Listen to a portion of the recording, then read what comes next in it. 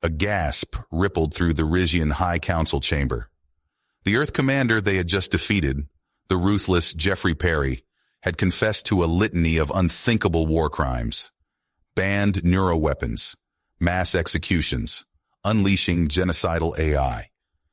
The list went on, and now he knelt before them, awaiting judgment. The haughty Rizian counselors erupted in outrage as Perry finished his grim testimony.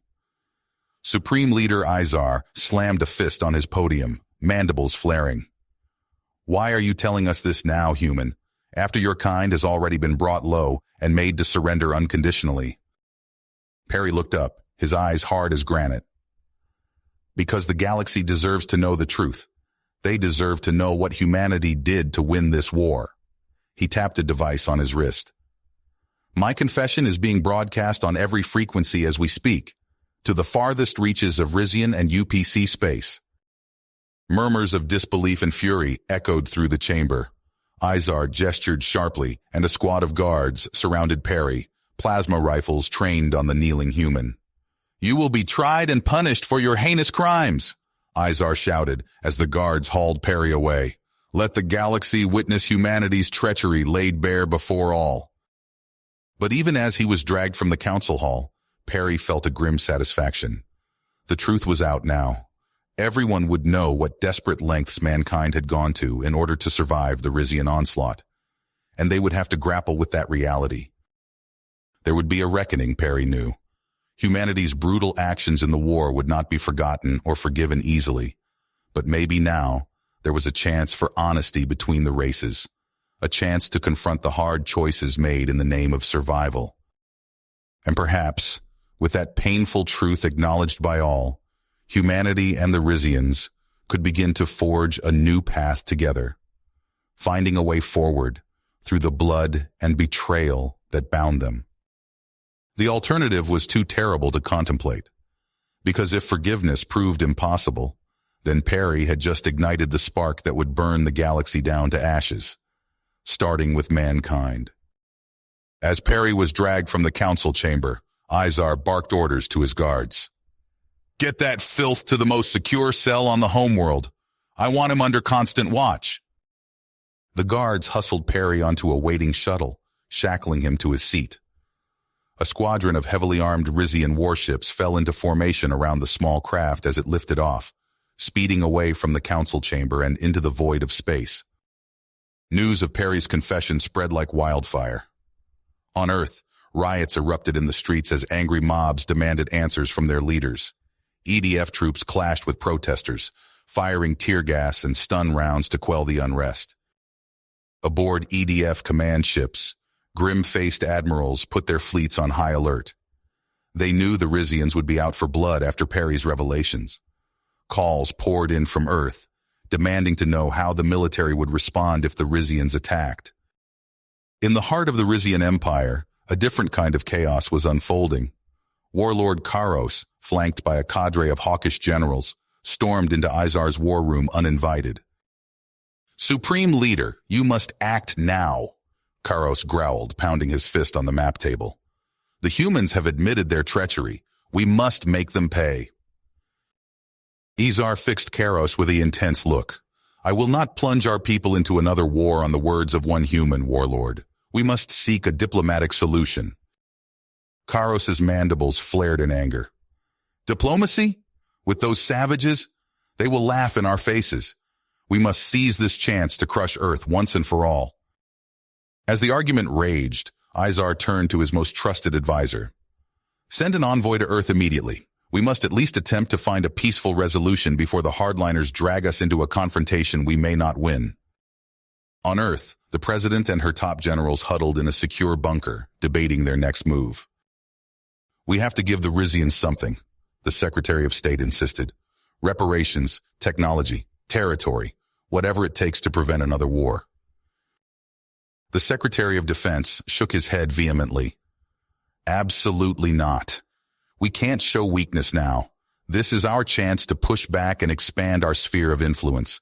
The Rizians will be in chaos. It's the perfect opportunity." As the politicians argued, EDF Commodore Elena Novak slipped out of the bunker. She had heard enough.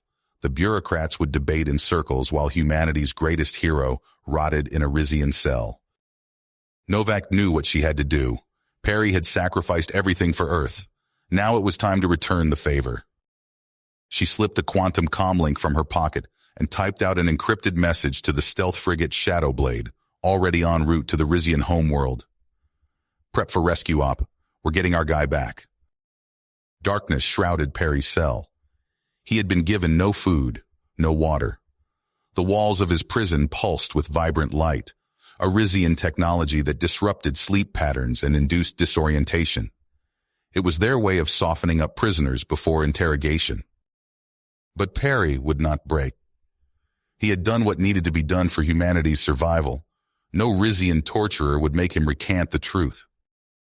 The muffled thud of explosions somewhere in the distance snapped Perry from his exhausted daze. Ears straining, he heard shouts, gunfire, a ship's engines roaring overhead. The ground shuddered and the lights in his cell flickered. Screams echoed down the cell block. Perry's heart began to pound. Rescue seemed impossible, but some corner of his weary mind began to wonder if... Suddenly the lights cut out and his cell door hissed open. A squad of black-clad EDF commandos swept into the room, their faces obscured by tactical helmets. The lead commando held out a hand to Perry. "On your feet, sir. We're getting you out of here."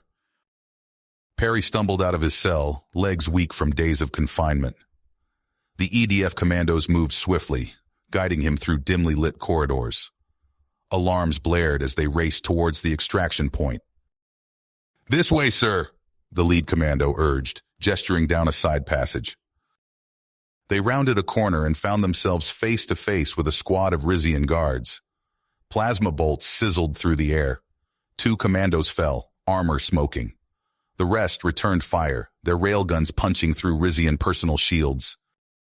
Perry ducked behind cover as the firefight raged. His mind raced.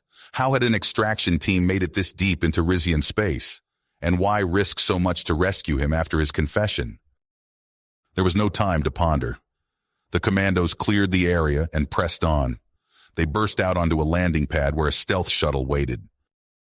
"Go, go, go!" the squad leader shouted. They sprinted for the ship. Perry's legs burned with each step. A hail of plasma fire erupted from a nearby watchtower. One commando jerked and fell, a smoking hole in his chest. They made it to the shuttle ramp. Perry collapsed into a seat as the engines roared to life. Through the viewport, he saw Rizian fighters scrambling to intercept. "Hang on," the pilot yelled. "This is going to get rough." The shuttle rocketed skyward, weaving to avoid enemy fire. G-forces crushed Perry into his seat. His stomach lurched as they pulled impossible maneuvers. They broke atmosphere, only to find a Rizian battlecruiser waiting in orbit. "Shit," the pilot swore. "Preparing for emergency warp jump." The shuttle shuddered as it took a glancing hit. Alarms wailed. Perry gripped his restraints, squeezing hard. With a lurch that seemed to bend reality, they jumped to warp. Perry let out a breath he didn't realize he'd been holding. They'd made it. Or so he thought. Suddenly, the warp field collapsed. They found themselves drifting in an unfamiliar star system, their engines dead. "What happened?" Perry demanded. The pilot frantically worked the controls. "Some kind of interdiction field. We've been pulled out of warp." On the scanner, multiple contacts appeared. A half-dozen Rizian warships closing fast. "Damn it," the squad leader growled. "They were waiting for us." Perry's heart sank. After everything, their daring escape had been for nothing. The commando turned to Perry, his expression grim behind his faceplate. "Sir, you should know.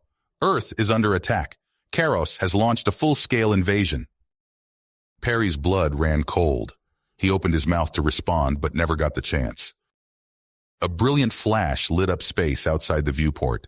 One of the approaching Rizian ships exploded violently, then another, and another. A massive vessel dropped out of warp, easily 3 times the size of the Rizian cruisers.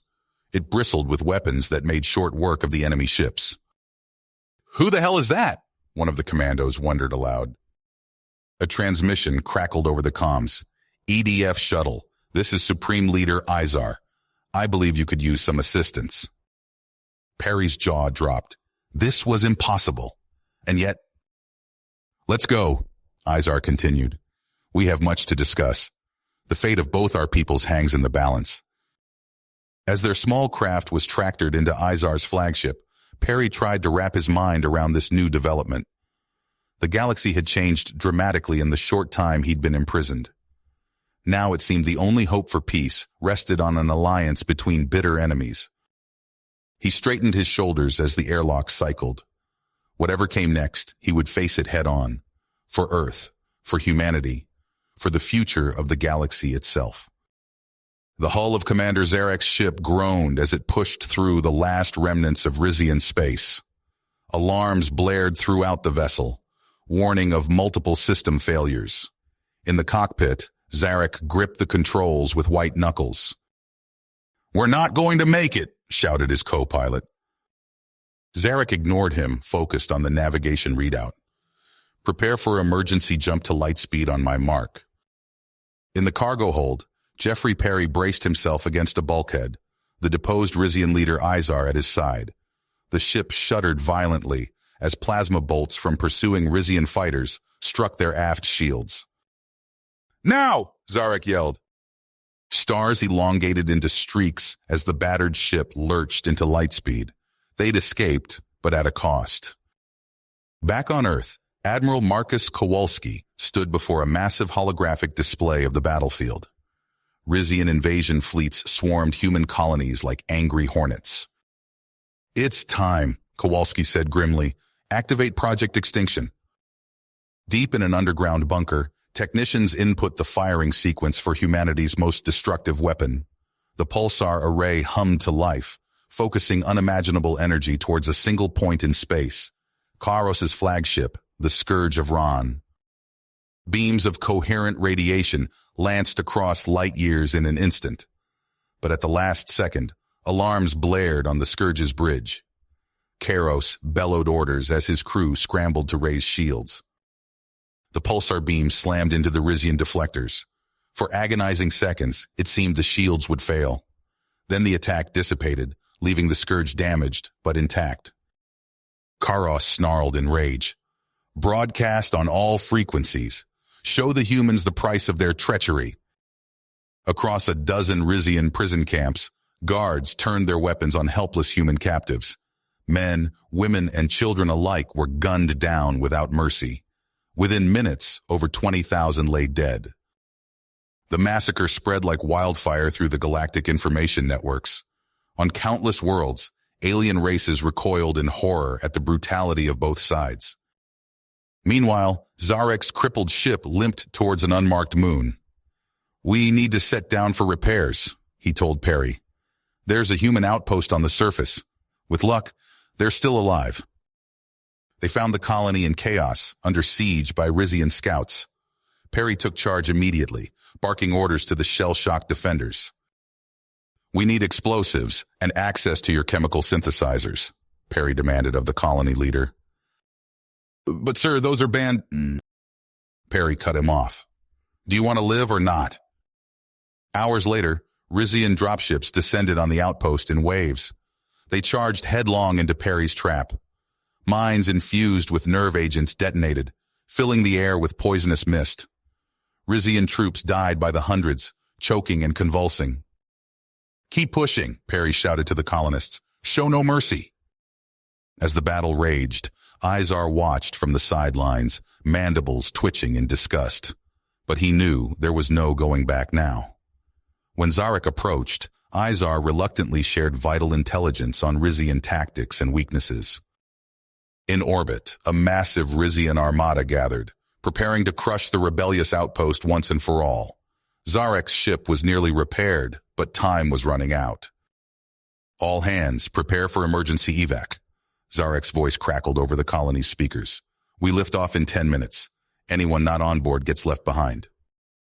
Perry organized a fighting retreat as colonists scrambled towards the landing pad. Rizian guns thundered in the distance. The final battle for survival was about to begin. The ground shook violently as Rizian warships bombarded the lunar surface. Commander Zarek's voice crackled over the comms. "All personnel, evacuate immediately. We lift off in 5 minutes. Perry sprinted through the crumbling outpost, dodging falling debris. Fall back to the extraction point, he shouted to his remaining troops. Acrid smoke filled the air as fires raged unchecked. A deafening roar echoed across the ravaged landscape as the scourge of Ron descended through the atmosphere, flanked by dozens of Rizian warships. The sky lit up with plasma fire, turning night to day. Perry reached the armory and grabbed a heavily armored exosuit. He strapped himself in as alarms blared throughout the base. Outside, panicked colonists ran for the shuttles. "Get those civilians to safety!" Perry ordered, climbing into a massive armored vehicle. The debris launcher swiveled as he took control. Rizian fighters screamed overhead, strafing the fleeing humans. Perry's vehicle lurched forward, its tracks crushing lunar rock. He fired the launcher, sending a hail of deadly shrapnel into the air. 2 enemy ships exploded in flames. "Move it, people!" Perry yelled as he cleared a path to the landing zone. Shuttles lifted off under heavy fire, civilian faces pressed against viewports. A platoon of Rizian shock troops breached the perimeter, their alien battle cries chilling Perry to the bone. His enhanced soldiers engaged them in vicious close-quarters combat. Blood and viscera splattered across the lunar dust. Perry leapt from his vehicle as a plasma bolt struck it, sending it up in a fireball. He hit the ground rolling, drawing his sidearm in one fluid motion. 3 Rizians fell to precise headshots before they could react. A massive figure strode through the chaos, Warlord Karos himself, flanked by elite guards. Perry's blood ran cold as their eyes met across the battlefield. With an animalistic roar, Karos charged. Perry fired, but the rounds bounced harmlessly off the Warlord's personal shield. They collided with bone-crushing force. Perry's enhanced strength let him hold his own, but Karos was a juggernaut of destruction. They traded earth-shattering blows, neither willing to yield. Blood and sweat mingled as they grappled across the shattered lunar surface. A vicious uppercut sent Perry flying. He struggled to his feet, tasting copper. Karos advanced relentlessly, mandibles clicking in anticipation. Perry glanced at the sky. The last shuttles were lifting off under heavy fire. He had mere seconds left. Karos's massive hands closed around Perry's throat, lifting him into the air. Perry gasped for breath as the warlord rained down punishing blows. With his last ounce of strength, Perry locked eyes with his nemesis and whispered words only Karos could hear. The alien's eyes widened in shock. For a heartbeat, he hesitated. It was all the opening Admiral Kowalski needed.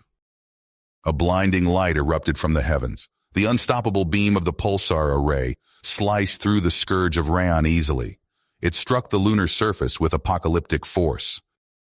In an instant, Perry, Karos, and everything around them were consumed by pure energy. The moon's surface boiled and cracked. When the light faded, only a smoldering crater remained. Zarek's battered ship limped away from the devastation, carrying the last survivors of humanity's stand. Behind them, the shattered moon bore silent witness to the terrifying lengths humans would go to ensure their survival. You have reached the end of the story. If you enjoyed this story and want to support us, please leave a like and subscribe to our channel, and for every comment that says 88, I will heart every single one of them. Thank you for your time.